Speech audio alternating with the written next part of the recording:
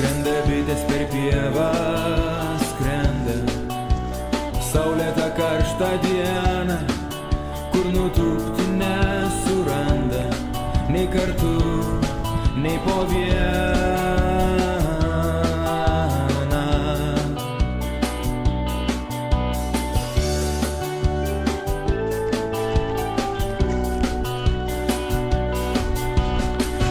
Gal ne bitės, gal kulkos skrenda, pasakyti niekas negali, kodėl kas antras krenta prieš raudoną